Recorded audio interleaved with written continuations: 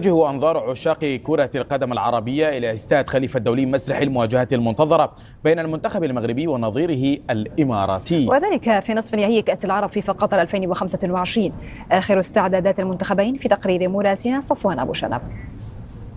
مع توقع الكثيرين مواجهة بين الجزائر والمغرب في نصف نهائي بطولة كأس العرب فيما وصف بديربي شمال أفريقيا، نجحت الإمارات في إقصاء حامل اللقب وحجز بطاقة لدور الأربعة لتفرض تحديا مختلفا على أحد أفضل المنتخبات المشاركة منتخب المغرب.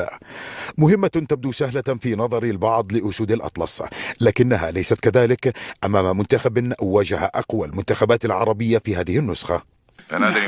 نواجه مباراة مهمة أخرى، ونحن سعداء بأن لدينا الفرصة لخوض مثل هذه المباراة ضد فريق قوي جدا،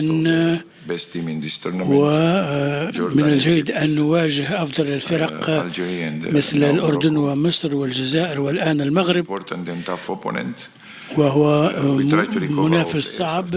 المنتخب المغربي أفصح مع وصوله إلى الدوحة عن أهدافه علنا بحصد لقب نسخة 2025، وبالرغم من أثر هذا الإعلان الصريح فإن الضغوط لا ينتظر أن تؤثر على أسود الأطلس الذين نجحوا في تخطي عقبات مختلفة قبل الوصول لنصف النهائي.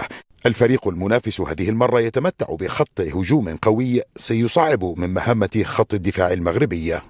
مرة واحدة أخرى بكل تواضع تناخذ الخصم بعين الاعتبار، ولكن اللي كيهمنا هو الفريق ديالنا.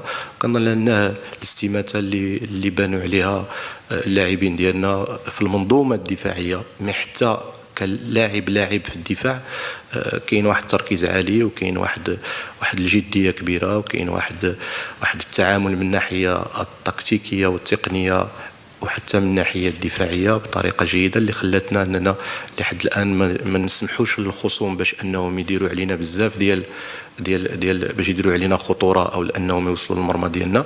في مواجهة يصعب التكهن بنتيجتها تدخل المغرب وعينها على اللقب لمواجهة الإمارات المتسلحة بإقصائها لحامل لقب منتخب الجزائر.